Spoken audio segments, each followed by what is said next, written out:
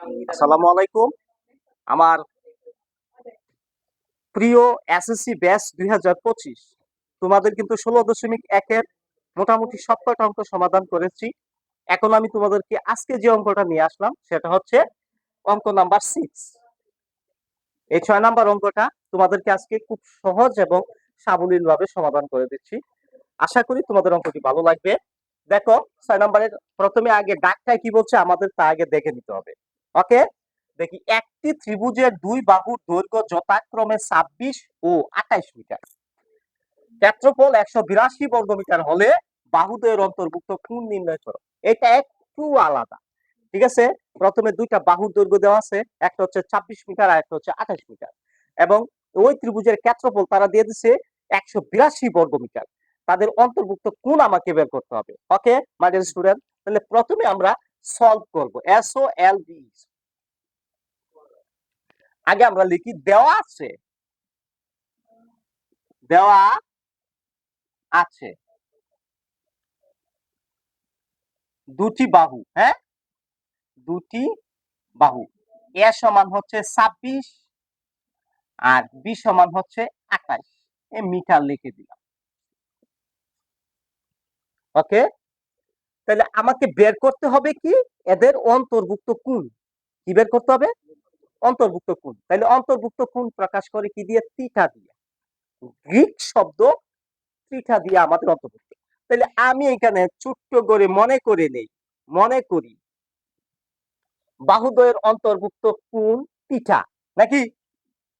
এই দেখো স্যারে সুন্দর করে লিখে নিলাম, বাহুদ্বয়ের অন্তর্ভুক্ত কোণ স্যারে কি ধরলাম? সমান সমান থিটা। আমরা থিটা এর মান বের করব, ঠিক আছে না? তাহলে এটা সূত্র কি? এই যদি একটা কোণ দেওয়া থাকে এবং দুইটা বাহুর দৈর্ঘ্য দেওয়া থাকে, এই ধরনের ত্রিভুজের ক্ষেত্রফল হচ্ছে half into A B sine theta, ঠিক আছে না? তাহলে এদের ক্ষেত্রফলটা আমরা বের করে দিই। ক্ষেত্রফল কি? Half into A B sine theta. Okay my dear student, এই দেখো স্যার, হাফ এর মান কত? ২৬, বি এর মান কত? ২৮ ইন্টু সাইন থিটা।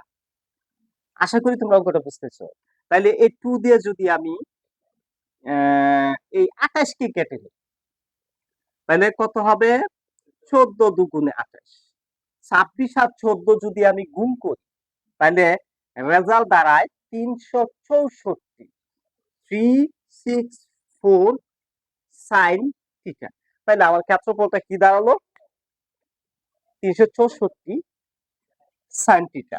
ওকে, এখন আমাকে তো ক্ষেত্রফল বের করতে বলেনি, আমাকে বলছে অন্তর্ভুক্ত কোণ বের করতে। তাহলে আমি থিটা এর মান বের করব। এখানে আমি প্রশ্ন মতে আমরা ক্ষেত্রফল পেয়েছি কত? 364 সাইন থিটা। ওকে, তারা ক্ষেত্রফল দিয়েছে কত? 182। ওকে, তারপর দেখো, বা সাইন থিটা ইকাল টু এই 182 উপরে যাবে আর 364 নিচে আসবে। এখন 182 দিয়ে যদি 364 রে কাটো, তাহলে কত আসে? 182 কে 82 দুইবার যাবে। তাহলে বা সাইন থিটা ইকুয়াল টু কত থাকে? হাফ। এখন আমাদের অবশ্যই ত্রিকোণমিতির একটা মান মনে আছে, সাইন কত ডিগ্রির মান হাফ? আমার মনে আছে সাইন 30 ডিগ্রির মান হাফ, ঠিক আছে। তাহলে আমরা লিখবো বা sine theta equal to half কে ভেঙে সাইন কত লিখতে পারি? 30 ডিগ্রি। ওকে, আমি এই অঙ্কটা এখানে সমাধান করেছি। তাইলে আমি যদি সাইডে সাইনে কাটা দিই, তাহলে কি থাকে? সুতরাং থিটা ইকুয়াল টু 30 ডিগ্রি। তাইলে আজকে আমার এই কাঙ্ক্ষিত প্রবলেমের বাহুদ্বয়ের অন্তর্ভুক্ত কোণ নির্ণয় করার জন্য বলছিল। তাইলে অন্তর্ভুক্ত কোণ থিটা সমান কত পেয়েছি? 30 ডিগ্রি। অবশ্যই অঙ্কটি যদি ভালো লাগে, সবাই আমার পেজটাকে ফলো করে পাশে থাকার জন্য বিনীতভাবে আহ্বান জানাচ্ছি। ওকে, থ্যাংক ইউ ভেরি মাচ।